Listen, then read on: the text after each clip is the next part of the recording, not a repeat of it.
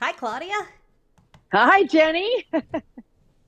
You want to go ahead and welcome our viewers tonight? Yes, indeed, I do. Welcome everybody to the watch party celebrating the 10th anniversary of One Little Pill, the award-winning documentary that was made out of sheer determination and love, and with the support of sci-fi fans and, at the time, C3 Foundation supporters globally. We were so excited to have people give to this project. We did it on a shoestring. We did it with a wonderful director, writer, producer named Adam Schomer and our skeleton crew, mostly though with support of people like you who cared about getting this information to other people. We were really, really fortunate to be shown on Finnish television, and Dr. David Sinclair himself watched One Little Pill before he passed. And apparently it was a heartfelt moment. Dr. Roy Escapa was with him, and they were able to watch that documentary on Finnish TV before he left us. And that to me is, I think, one of my favorite memories of this film, knowing that he saw the love and care that went into this movie, and that he was able to see that his work will live on. So welcome everybody to this wonderful movie that we're all so proud of. We all worked really hard on it, and I get to see my beloved, dearly departed father again, who has a wonderful part in this. He was willing to make an appearance and talk about what my alcohol misuse felt to him like, and discuss his own opinions on substance use disorders. So I'm very excited for any of you to see it if you haven't seen it before. And for those of you who are just here for the support, thank you so much. It really means a lot to me that you've joined us here this evening. And thank you, Jenny, for organizing this. I know that the tech isn't fun, and you did great, Yeah, hopefully. and we've got some familiar folks out there. We've got Mud Force out there Hi, helping Kat. with her moderator badge out there, and Ted Awesome. has joined us, Ted Bear. Oh, So Ted. so Wonderful. those are a couple of the people who have checked in, and it looks like we've got a good number of people out there, and yeah, we've got a bunch of people just popping in to say hello. So anybody who is actually watching in the Twitch app on the chat, get your as you have questions, go ahead and write those in the chat. I'm going to be collecting those. We are going to do a Q&A afterward, and so it'll be great if we have some of those questions ahead of time. They don't have to be strictly about the movie. They can be pretty much anything. Anything. Yeah, You can anything. ask anything. We'll figure out whether or not Claudia will answer later. No, I'm an open book, folks. So if it's about career, if it's about substance use disorders, if it's about your friends, if it's about personal life, I don't care. This is your evening, and I'm just glad that you're here to share it with us. All right. So without any more ado, guys, we're gonna go ahead and we're gonna say goodbye for a little while and watch the movie. And I'll see you at the end for a Q&A. So put your questions in there. Thank you. All right. Let's do a quick little sound check. Hi. All right. Can everybody hear us both? Hello. All right. So let me head back to. Okay. We got the confirmation on sound, so that's great. Um, Another shout out to our people out there in the UK who are with us tonight. Oh, We've got that's several of commitment. them. Bruce is out there too, so it's late over there. So we're gonna get to our question and answer part here, and the first question is: Is Ozempic for AUD an accurate and useful way to introduce the Sinclair method? That's a good question. You know, I've never taken Ozempic, so I don't know what it does to people who have certain if they're triggered by food and they have constant cravings for food. So for instance, if somebody was like constantly in need of sugar and Ozempic killed that craving, then I suppose it would be similar, but I don't think Ozempic undoes the compulsive disorder in the brain. I mean, I don't think Ozempic is a permanent solution, whereas targeted use of naltrexone, if you stay on it, would put your brain in a place where you were literally not craving and you didn't want alcohol. Whereas I think that people who go off of Ozempic go kind of back to their desires, I would think, their cravings. I don't know. Are there enough studies on people who have gone on Ozempic and lost 50 pounds and then gone off of it and gained weight back? I only know one person, and he went on it, lost 50 pounds, went off of it and gained some back and is back to his bad eating habits. So I can't really support that analogy.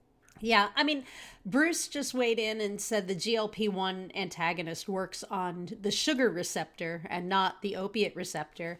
I was confused when I first heard it because correct me if I'm wrong, but isn't Ozempic, which is a brand name, Diabetes medication. isn't it an injection? So to me, that would be like the Vivitrol shot, not like, I mean, I know that the drug that it uses is also available as a pill, but Ozempic itself, to my knowledge, is a shot.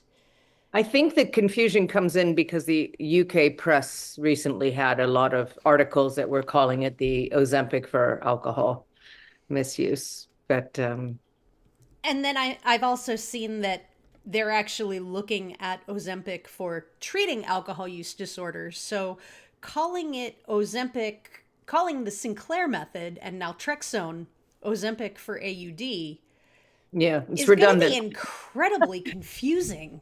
Will be confusing, but whatever gets people to investigate, that's my attitude. I mean, whatever gets people curious and interested and sparked by saying, "Oh, what is that?" and then diving down that rabbit hole and finding out about targeted use of naltrexone or whatever works for them. As I've always said, if it's Control or Vivitrol or Ozempic or ketamine or whatever works for you. But the important thing is to get the knowledge out there, is to get this information to people who are seeking a solution for their own alcohol misuse.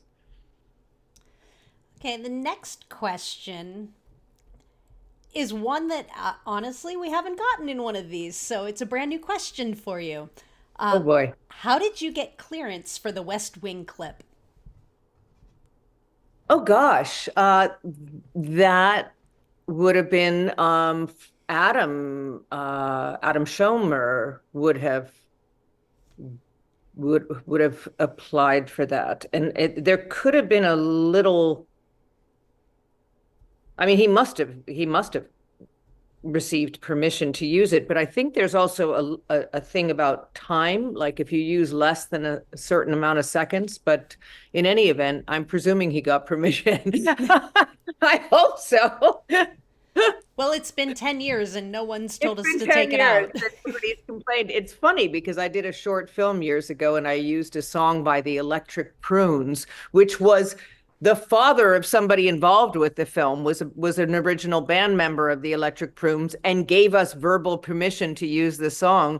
And a few years after that, they took it off of YouTube and said it was a violation. So you never know, you never know. But I'm presuming that we're in the clear by now. Yeah, and I would think that he had that in writing. I would think so.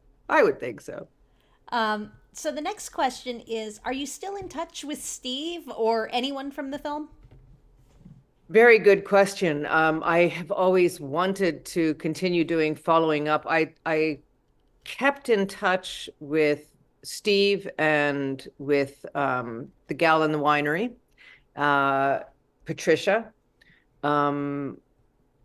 for about, I would say it's up until about 3-4 years ago. So I still had a little bit of contact, and then life just gets in the way. So no, I'm no longer in contact. But Steve and I kept in contact the most out of everybody. And Patricia, I actually saw it in person. She's a lovely, lovely woman because she used to live up where my mom lived before in Northern California. But when my mom moved away from there, I'd lost contact with her again. And someone asked about the status of over-the-counter naltrexone. Yeah, it's something that we are keenly interested in. And the good news is that we formed a naltrexone alliance filled with professionals, medical professionals, and experts, and people who are just incredibly motivated to get naltrexone more well known, more utilized, and also over the counter. So hopefully, with this new group that we formed only this year, we will have some traction and some good news to report, in the next year or so. Anybody else have any questions? Please go ahead and get them typed up, because that's all we had come through during the film. So while they're doing that, why don't you let everybody know about our new exciting announcement we're doing tonight? So the exciting announcement is that the One Little Pill movie, we've decided that everybody should be able to see it easily and cleanly without any commercials or anything, without any interruptions, without any YouTube blurbs. So it is going to live permanently on our brand new rebranded website. So we're excited to offer that to people. So you can simply send loved ones straight to our website, and the film will be there for them to view for free. And I went ahead and put that in because we actually have that live now ahead of the rebranding, so that it doesn't have to wait. So I did put that into the chat, and we'll get that up on our social medias soon as well. But even better, free forever. Free forever. So we're very excited to offer that to people as another resource. And we have a question about the rebranding. So C3 is no longer C3 at all. I'll go ahead and take that one. That one is Jenny, you take that one. Very complex. We knew rebranding would be challenging, technical and challenging and time consuming. So we are currently in a state of limbo where we are both Options Save Lives and the C3 Foundation. Thankfully, here in Kansas, Kansas does not keep track of DBAs, which are doing business as. So while we are still in transition on anything official, we are Options Save Lives, DBA, C3 Foundation. And the reason for this is when we moved to Kansas, they would not let us. They wouldn't let us register C3 Foundation because there's some guy about half an hour away who has C3 LLC. And no matter how many times I sent him written certified letters saying, can we please go ahead and register our name, I never heard anything back. In fact, I got the registered letters sent back to me in the mail. So as an employer, we had to register as C3 Foundation with the Department of Revenue and with other things. And then we got board permission to change to Options Save Lives. So we switched officially in Wyoming, where we were originally based, for paper reasons. And then we were able to change to Kansas only for the Secretary of State as Options Save Lives. So we're actually registered as both in Kansas. And I am becoming great pen pals with the IRS as we go back and forth, because they won't let us change anything online or over the phone. So everything has to be done in a very specific order, and it has to be written out on letterhead stating all of the changes and when. and they all get sent to different addresses. And Good news is, the now good wait, news is it. you forgot one important thing, is that nobody will ever presume that we are a fully funded foundation again. Exactly. Because we're That not a is foundation, we are a 501c3 nonprofit we organization. we decided to get rid of the foundation name because of that, because it I was ridiculous when I named it. I had no experience with a nonprofit organization, and and you were I given bad came up with advice. and I was And given bad advice, and I came up with a name that I thought was clever with my, initials or whatever, and I Claudia Christian's Crusades, or Claudia Coughlin Christian, or, I had all these ideas, and then I realized nobody said, well, why don't put the name foundation in there? And speaking of which, at the time I should have just called it the Sinclair Method Nonprofit or something really clear. But like I said, I got bad advice, and I just didn't brand it properly from the very beginning. So Jenny, God bless her, has been undoing my mess for past 12 years, 14 years. but give me another 6 to 8 months and it'll all be done. Anyway, But yeah, long-winded question. we have been exactly, the tax ID number will not change, which is why the whole back and forth with the IRS, because Yeah. We have to keep we want to ensure that the tax number stays the same, and that's really super important because the tax number is tied to our nonprofit status. So that's one of the reasons why the process takes so long.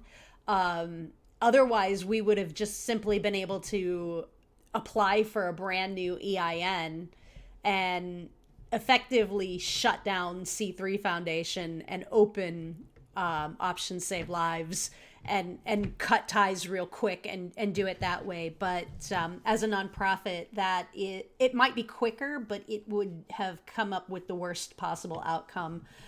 Sometimes jumping the gun and doing things the short, quick way can come back and bite you much harder in the end. And we want to make sure that everything we're doing for the rebranding process is setting us up for future success. Yep. Yeah. So any more questions, anybody, on any subject? No? Can Claudia talk a little more about women and hormones and drink levels? Very interesting question. There haven't been a lot of studies, as far as I know. I've read a couple small ones. But just from my experience of working with women in all age groups, I have noticed a particular trend, and that is that a lot of women crave and binge when they're premenstrual. A lot of women crave and binge when they're postpartum, perimenopausal, and menopausal. And I noticed this trend very early on when I started working informally with people back in 2010, only a year into my own recovery. I was working with a lot of women, and I had one gal in particular that had just given birth to her third child and suddenly became a pretty excessive binge drinker, which was not her norm before the third child. And I thought that was highly unusual because there were no other stresses in the marriage. There was no difference in I mean, obviously it was overwhelming to have three children, but it was highly unusual. It was like a switch went off. And I thought, this is really strange. And it sort of stayed in my memory. And I remember making a note saying, this is weird, question mark. Then I was working with a group of, just informally, all over the world. I had a gal in Scotland, another one in England, that were all in their 50s and 60s and going toward menopause or just slipping into it or already in it, that suddenly their drinking escalated. Now, this is before the pandemic, before all of the things that we know now were triggers for people to increase drinking. And I thought, that's strange too. And then I looked back at my own history and I realized that every time I fell off the wagon, I was PMSing. Literally every single time I relapsed, was right before my period. And that to me was the aha moment. I thought, okay, these are all hormone related. These are all female hormone related. There's no other explanation for this. And so I started telling my clients and friends and people I was working with to please keep track. And I even had in my own notebooks, just like right before I knew I was in my cycle, I would put big explanation points in my date book saying, watch out, be careful, make sure you comply, make sure you take your pill, just be aware of your craving level. And that made me more aware of it. So I think that my advice for any women would be to get your hormone levels checked if you're unaware of what they are. If you go to your gynecologist, your yearly checkup or whatever, just tell them to take some blood samples and to give you your hormone levels to make sure that everything is all right. If you're on bioidenticals, same thing. And to be highly aware of it, to if you're still menstruating, to track your cycle and to put little alarms up when you know that you are premenstrual, just to remind yourself to be mindful and to be compliant, because that is when women predominantly, I find, crave, relapse, binge. And it kind of goes hand in hand with the sugar cravings as well, because alcohol, once again, is full of sugar. And you find that a lot of women crave sugar when they're going through hormonal changes, whether it's perimenopause or PMS. So I would say just be aware of it. I wish there were more concrete studies out there. I don't know if we've listed what the study on the one I have on PMS that I shared with people, but we can maybe pop that up in a blog on the website at some point. I'll write something up about it. But yeah, if you Google hormone related women's drinking, you'll see some studies come up. So it is absolutely real. And I've spoken to my own gynecologist, and she is highly aware of it as well, and notices a trend in women go in the various stages of their life, and hormone changes and excess drinking. And what are your thoughts about women asking their doctors about increasing their dose during these times? Listen, this is not medical advice. We're not medical providers, but I've always said that everybody is different, and every person metabolizes naltrexone differently. I always found that 50 milligrams was sufficient for me, but I have clients who use 75, and I've had people do 100 twice a day. I mean, which, I mean, whatever is helping them get through these periods. Some people will double dose during the holiday season. Some people will double dose when they're premenstrual. It just depends on your own physiology and what you discuss with your doctor. But I don't think there's anything wrong with experimentation with your doctors, in a conversation with your doctor saying, can I try 75 milligrams because I have a lot of Christmas parties to go to, or because I'm going through perimenopause, I find myself craving all the time. And I'm sure your doctor would work with you to find a dose that would work during these periods, maybe on a temporary basis and maybe on a more permanent basis. All right. So, any last questions before we head out for the night? Thank you, everybody, for doing this. I really appreciate it. It's a good reminder of what this little nonprofit, this little grassroots nonprofit has accomplished. And we're very proud of the film. And we hope that out of the thousands of people that it has helped, we hope that many, many lives have been saved and many more will be saved and helped with this tool. And I'll have you wrap up with one final question, because this Yes. is a great wrap up question. What is the one thing you would stress to people on the Sinclair method besides medication adherence? Oh gosh, that's a great one, Jenny, and whoever asked it. I am currently rewriting my TED Talk because I have said a million times, and maybe you haven't heard this, but I was dead wrong.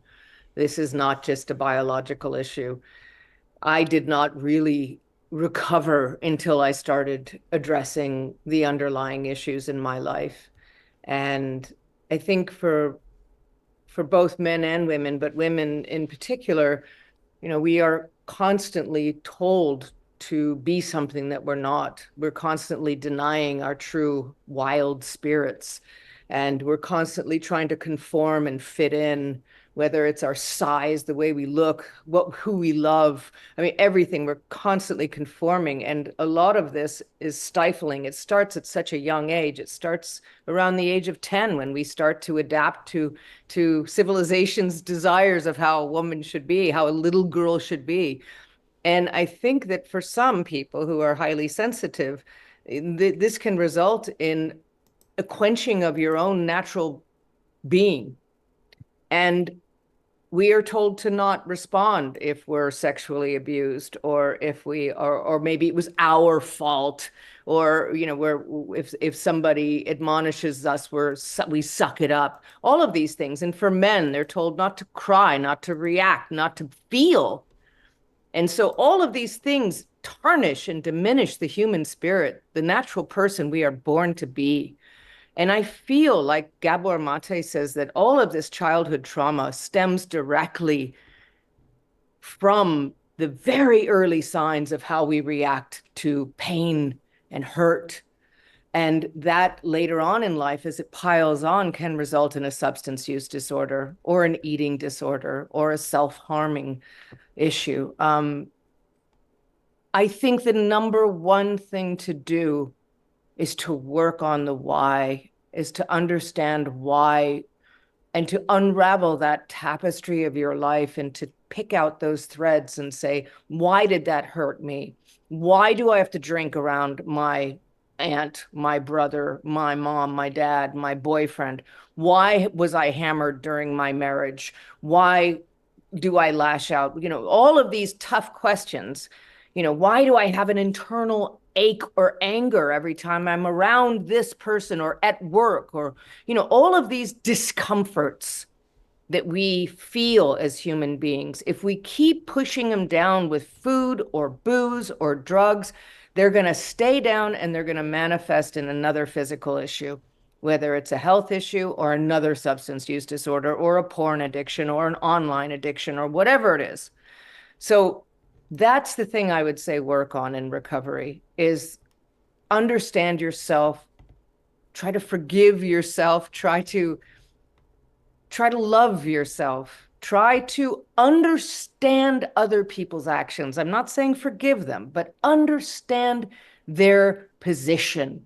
Where were they in life when they hurt you, when they did this to you? What were they going through? And if you take the time to sit and be still and listen to your own internal intuition, we are born with the answers within us. But we live so much in our head. We live so much with these external forces. And now it's even worse with devices, that we are never still. And yet, when you're still and you take the time to just sit and breathe and think, deep think, you will find that not only the answers burble up, but the issues you need to resolve bubble up. And so that is the deep inner work that can be so joyful. It can be painful for some people. I found it liberating, because it was as if the whole world opened up to me when I started to think more widely. Like, okay, that's why this happened. This is how this is connected. That's why I drink around that person. Aha! What can I do besides drink? I can communicate my feelings, my needs, my boundaries. I can start setting boundaries. I can say no. And once you determine that and you figure that out, life is so much easier. If somebody says something that pisses you off, you call them on it and say, hey, hold on a second. You just hurt my feelings with that. Wow. That's done and dusted. You just had a very good, communication. You had a conversation, and you're not holding that grudge and walking around with that dagger in you all day long, all year long, all decade long, all life long. So that is the work that I would say is so important for people to do, not just pop a pill. I was wrong. You gotta do more than pop the pill. If you gotta find community, talk to somebody, tell somebody what you're doing, ask for help, and most important, sit with yourself in these feelings, journal, figure it out, dream books, whatever you have to do to figure it out, meditation, prayer, just figure it out and set yourself free. That is my advice. And I would add, because I think a lot of people take all of this and think that they have to say this to someone else. The only person you owe these answers to is yourself. Yep. You don't Yes. owe them to anyone else except yourself. Yeah. And so please don't take anything Claudia just said as to mean you have to tell this with, and share this with other people. Definitely, if you have the support that you can work these things out with someone you trust and you feel emotionally safe with, definitely do that. But it's yourself that you need. At the end of the day, you have to be honest with yourself and Yeah. level with yourself. And that's the only thing that actually matters. Yeah. And a lot of this self-discovery can be done through all of the methods that I just mentioned, Yeah. meditation, prayer, walking and thinking without a phone, leave your devices behind, just have a deep think sitting in nature, or having, when I say courage, I don't mean that you're not courageous if you don't do this, but I'm saying having the courage and the self-love to be able to say to somebody, you know, I've been holding this thing against you for a long time, and I just want to hash it out because it's bothering me, and it might seem insignificant, but it's niggling at me. I mean, having the courage to say to your parent, I know you did your best, but I don't know, this really hurt me, this one phase of my life when you weren't there for me. You would be surprised. I have clients in their 60s and 70s that are going back to their parents now and having these discussions, and it's wonderful. They've reached a new level of intimacy with their parent or their family member that they would never have had. And this will give them greater closure when that person passes. This is what communication does. It heals. So I would implore you to communicate more and to think more and to take the time to really understand yourself and your own actions and your part in everything. That to me is the essence of recovery. And the pill is a tool, a biological fix for sure. Got rid of my cravings. It stopped me from binge drinking, but it didn't fix everything. And that was something I had to discover on my own. And that was my recovery process. So I'm hoping my example will cut in half the time most people have to recover. Boy, mine was a long one. 9 years on TSM, and what am I going into my 7th year of abstinence? So yeah, it's a long journey. But you're there. And I'm there. that's the I'm important here. thing. I'm alive. Thank you. I'm alive, and I'm happy, and I'm will always be excited to share this journey, this movie with, and our nonprofit, and all of Jenny's hard work with everybody, because I think everyone deserves the chance to recover. Everybody deserves the chance to get better and to have the life that they were born to have before substance came along and sidelined them. I think everybody deserves a second, third, fourth, fifth, sixth, seventh chance. As many chances as it takes to get there.